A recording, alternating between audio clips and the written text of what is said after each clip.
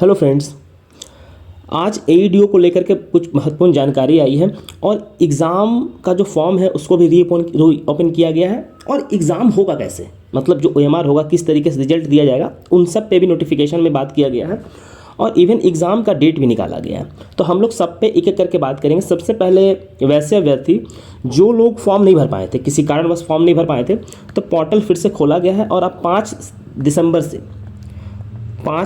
से लेकर के 12 दिसंबर तक आप फॉर्म दोबारा भर सकते हैं। मतलब 5 से 12 तक आप फिर से फॉर्म डाल सकते हैं। अगर आपका फॉर्म छूट गया था तो आप साइट पे जाएंगे और वहाँ फॉर्म भर सकते हैं। एग्जामिनेशन डेट देखिए, एग्जामिनेशन 10 और 11 को होगा, फिर 12, 13 को है और फिर 15, 16 को है।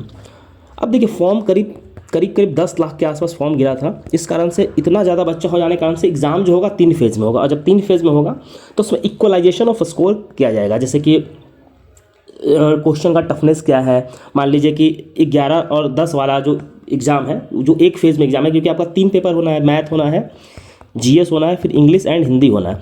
तो इन तीनों जो एग्ज़ाम आपका होगा वो 10 और 11 को होगा। अब ये जैसे सेट करे बीपीएससी, फिर जो अगला बच्चा होगा उसका 12, 13 को फिर ये तीनों एग्ज़ाम होगा, फिर 15, 16 को इन तीनों एग्ज़ाम होगा। तो अब इसमें क्या है कि किस तरीके से सेट किया जाएगा पेपर। मान लीजिए कि 10 से 11 वाला जो पेपर एक फेज का पहला फेज का पेपर है वो टफ आ गया, 12, 13 वाला का जो पेपर है वो हल्का आ गया, तो फिर इसको इक्वलाइजेशन करेगा, जो भी उसका मेथड होगा उस तरीके से। सबसे महत्वपूर्ण जानकारी ये है कि आपका फॉर्म रीओपन हो गया तो भर लें। दूसरा महत्वपूर्ण जानकारी ये है कि 10 जनवरी से आपका एग्ज़ाम है।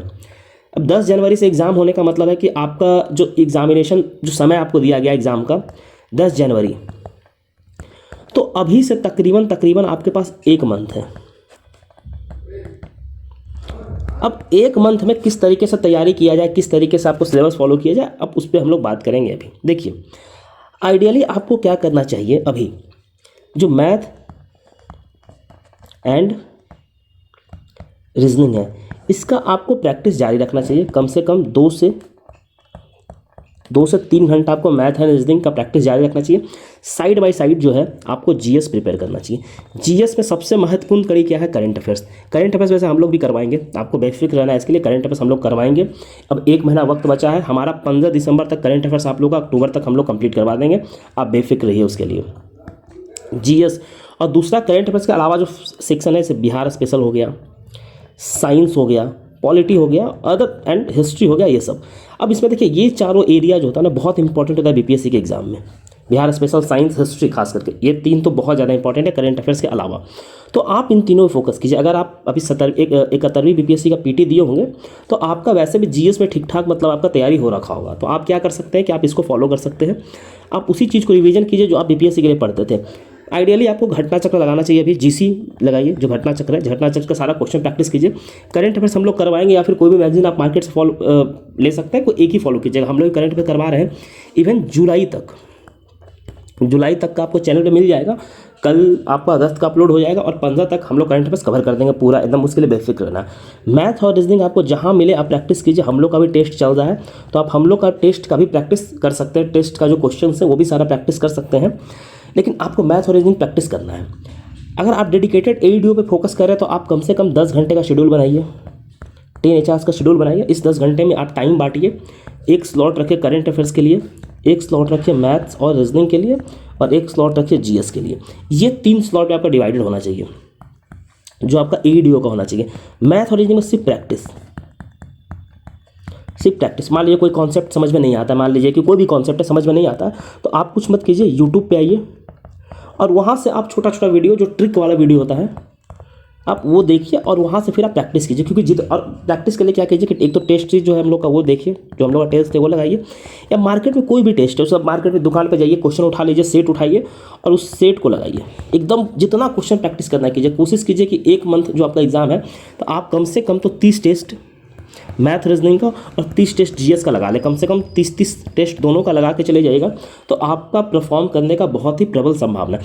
ठीक, दूसरा चीज़, इसमें हिंदी और इंग्लिश भी है और हिंदी इंग्लिश में आपका नेगेटिव मार्किंग है। तो ध्यान दीजिए कि जैसे हिंदी इंग्लिश जो बीपीएससी पूछता है ना, जैसे बीपीएससी जो हिंदी पूछता है तो आप उस पैटर्न पे हिंदी को फॉलो कीजिए, जिससे कि मिला के आप क्वालिफाई करिए। क्योंकि क्वालिफाइंग है आपको, तो क्वालिफाइंग पे उतना फोकस नहीं करना। नेगेटिव है स्टिल आपको देखना है, थोड़ा सा क्वालिफाइंग है तो बच्चा पास कर ही जाता है। तो आप इस पर फोकस रखिए, क्योंकि अब देखिए 3 दिन एग्जाम होगा तो हो सकता है क्वेश्चन का पैटर्न बहुत ही बदला रहे, किसी में कुछ रहे किसी में कुछ रहे, अब तो वो देखने वाली बात है।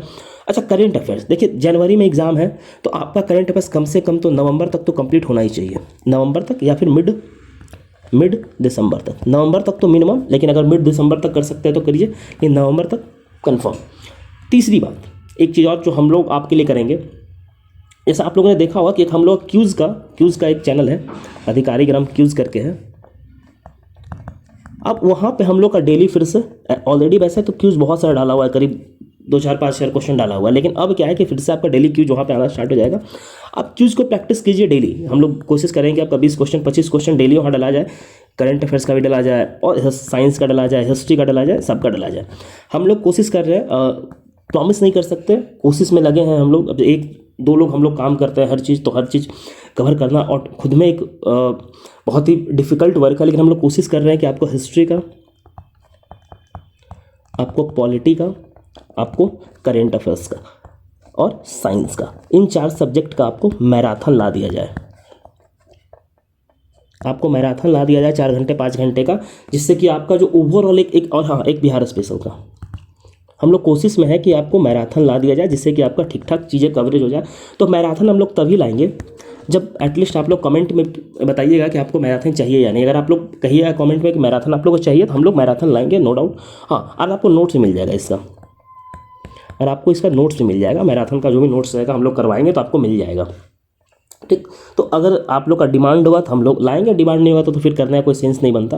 कि फिर हम लोग जो बच्चा इंटरव्यू में लगेगा हम लोग उसके साथ लगे हुए, और जो मेंस वाला बच्चा चल रहा है उसके साथ हम लोग लगे हुए ही हैं, तो फिर हम लोग वहाँ फोकस करेंगे, अपना पूरा सोल फोकस हमारा वहाँ रहेगा। तो इसलिए आप लोग का सुनहरा मौका, 3 फेज़ में एग्जाम होगा, डेट आपका बढ़ा ही दिया है फॉर्म भरने का, तो आप फॉर्म भर लीजिए, बाकी नॉर्मलाइजेशन होगा। यही 3 जो इन्फॉर्मेशन था, जो बहुत महत्वपूर्ण इन्फॉर्मेशन था। एग्जामिनेशन डेट 3 फेज़ में, 10-11 पहला फेज, 12-13 दूसरा फेज, 15-16 तीसरा फेज, और फिर एग्ज़ाम का डेट ओपन किया गया 15 दिसंबर से 12 दिसंबर तक आप फिर से फॉर्म भर सकते हैं। तो जो लोग फॉर्म नहीं भरे हैं आप फॉर्म भर लीजिए, बाकी जो लोग फॉर्म भर चुके हैं अपनी तैयारी में जुट जाइए। ये स्ट्रैटेजी को फॉलो कीजिए, हम लोग और डिटेल स्ट्रैटेजी लेकर के आएंगे, उससे और अच्छे तरीके से बात करेंगे, सब टॉपिक बना के बात करेंगे। लेकिन जो अभी हम लोग बात किए हैं आप इस पर फोकस कीजिए, मैं इसकी गारंटी देता हूँ कि आप बहुत अच्छा परफॉर्म करके एग्जामिनेशन में आइएगा। और अगर कोई भी डाउट है आपको एग्जाम से रिलेटेड तो आप कमेंट में पूछ सकते हैं, यहाँ पूछिए। बाकी आप हम लोग के टेलीग्राम चैनल से जुड़ सकते हैं, लिंक आपको डिस्क्रिप्शन और कमेंट सेक्शन में मिल जाएगा। धन्यवाद।